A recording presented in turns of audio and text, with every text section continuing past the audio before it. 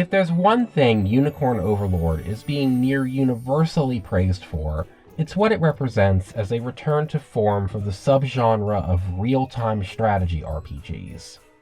With that said, though, that's not exactly what drew me to check out the game. Coming from Fire Emblem as I do, it's hard not to notice that Unicorn Overlord's system for building relationships between its many characters greatly resembles Fire Emblem's support mechanics, even down to there being 3 levels of growth for each pairing. It's also mercifully easy to grind out rapport in this game. You just shove a bunch of sumptuously presented food in these people's faces until they all love each other. So getting through a few hundred of these exchanges didn't take that much time at all.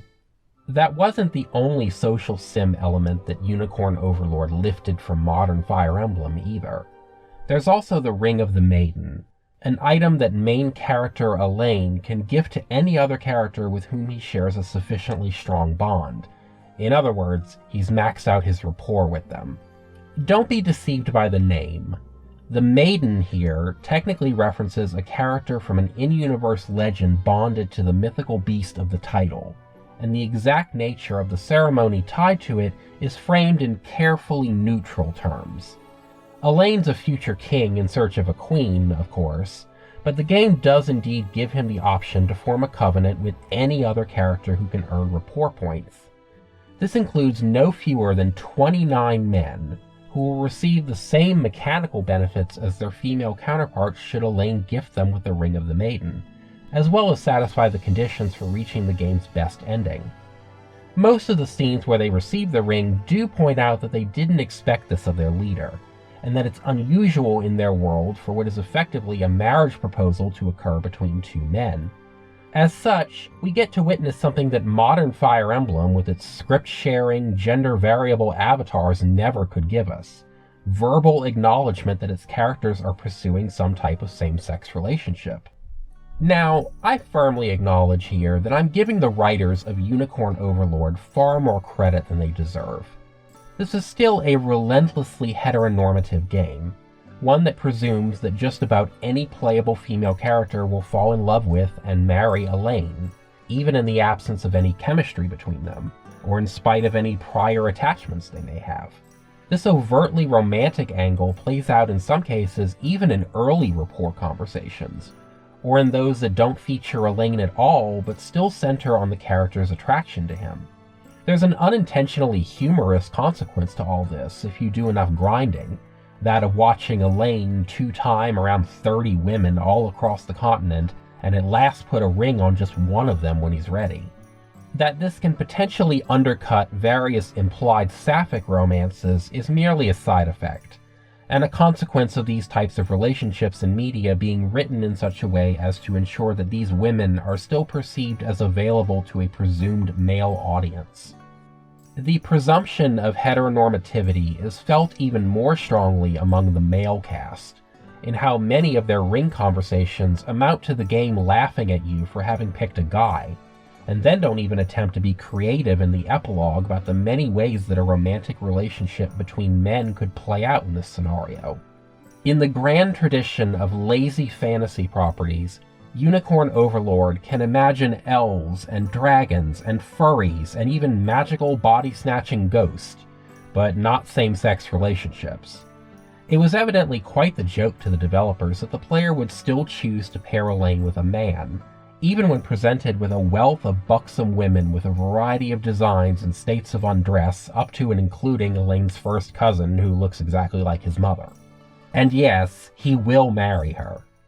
Even so, questionable intentions or not, Vanillaware did give us the option. And if we're going to drag this king-to-be kicking and screaming into a future of, and historians remembered them as very good friends, then I'm happy to do the dragging.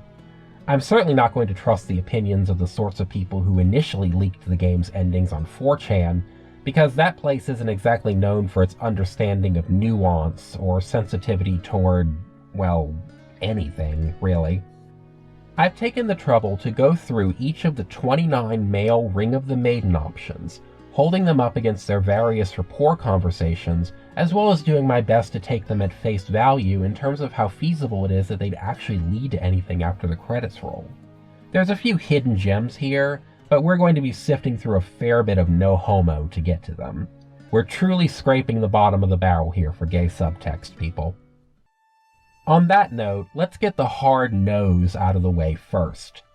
There's actually not all that many of these, strictly speaking, because while the game mines a fair bit of incidental comedy out of its male ring scenes, there's only a few that go out of their way to completely shut down the prospect of some kind of romantic or sexual relationship. They're pretty obvious about it too, like Joseph reaffirming his status as Alain's adoptive father, Colm making it all about his lady who's extremely upfront about wanting to become either a queen or a concubine to the new king, or Thillian bringing up his human NPC girlfriend and then marrying her in what passes for his paired ending. A whole category of men return to their respective homes and apparently don't spend much time with Alain in the epilogue, but I don't want to write those off completely, provided one is willing to be inventive. Those lead me into by far the largest grouping of endings for men, the bland ones. While it's certainly ridiculous that with only a few exceptions the female characters' ring conversations default to romance, even if their prior conversations with Alain didn't set that up in the slightest, it's equally ridiculous that the very same event is transformed into a utilitarian decision for the majority of the male characters. In its most generic form, this is expressed as a desire to help Alain out in the obligatory 11th hour power-up against the final boss. While for the less developed men with only a single hook to their characters, they're often motivated by that hook. These can range from restoring their territory, to working through their grief over the loss of a loved one, to upholding their vow to kill Alain should he ever prove to be an unworthy king. That's fun. To be fair, there's a certain comedic element to several of these exchanges, even beyond the low-hanging fruit that is poking fun at the name of the ring. Jeremy has to be reminded in the Covenant scene, and again in the epilogue, not to pawn off the ring under Alain's nose. Morden thinks he's there to help Alain practice proposing, and only later realizes that it's the real deal. Jerome's so terrified of being thrown out of the army that he has his attendant watching from the bushes in case that happens. And then it turns out that she was working with Alain to make sure he didn't run away when presented with the ring. None of the options I'm highlighting here are romantic in the slightest, and most of the characters are so barely developed elsewhere that there's not much to even read into. But if the writers lack the creativity to envision a way that these pseudo-proposal scenes or their follow-ups in the epilogue could come off as genuinely romantic, at least they're attempting to be funny in a way that isn't actively offensive. But that brings me to those endings that, while not exactly romantic, do leave room for ambiguity, which is as good as you're ever going to get from this game. Unicorn Overlord doesn't have any character that could be described as a bi option, just to be clear, but all the same. These types of outcomes appear in two flavors. The first include endings that don't really have anything in the way of passion, but nonetheless leave the door open for something in the future. Take, for example, Aubin, whose short and businesslike ring conversation leads into a conclusion where he and Alain travel the world together. That's just asking for a raised eyebrow or two. Travis gets to build a library and spend time together in it with Alain, while Osh is as needy with the compliments as he always is. Then there's the second type, where the Covenant actually comes off as suggestive, but the corresponding ending doesn't follow up on that feeling. Adel may be the most blatant example, since he believes that Alain is proposing to him and actually considers it before the prince corrects him. Seeing as many of Adel's rapport conversations are about him being a messy drunk and awkward around women, I'd be willing to bet that he's at minimum done some boozy experimenting. But then you get to his ending and, yeah, it's just kind of there, and it's not even the only drinking buddies epilogue on offer. Or take Morard, who also interprets the proposal as exactly that, and this time Alain doesn't correct him. It's a somewhat tender exchange, with the added political benefit of a union between two leaders, but their ending text is about Morard restoring the lion bloodline, which we may presume to mean just what it sounds like. And if you think I shouldn't be reading into Alain's endings with the Bestrels, keep in mind that he can indeed marry a werefox. If the devs don't think that's weird, then there's no reason to be any more squeamish if the furry in question happens to be male. In any case, Morard is beaten out there by Govol, the only one of the male Bestrels to live with Alain after the war. He also flips the symbolism of the statue behind them around, which is delightfully suggestive, as is his scene with Bertrand in the standard ending, where there are two furries chilling in a hot tub 5 feet apart because they're not gay. Maybe. After sifting through all that, it was a struggle to come up with even 5 endings that I would consider to be worth getting if you're looking for a resolution with any gay intimacy whatsoever. In the end, I had to settle for picking out a mere top 3. First up is Little Lagos, who's got a great ring conversation with a lackluster epilogue. Proclaiming himself to be the object of Elaine's fancy goes hand in hand with how Unicorn Overlord's elves and angels are written to be more emotionally demonstrative than most of its human characters. That's also the source of a majority of the subtext between women in this game, although it's hardly consistent. Both of the male angels amount to a lot of nothing, which is especially disappointing to see from Sonatio, since his rapport conversations with Alain are about them going to the hot springs together, while his ring conversation is all about his guilt complex. But yeah, number 3 goes to Lynn, as Alain affectionately dubs him now. Number 2 goes to Rolf, coming practically out of nowhere with one of the sweetest male ring conversations.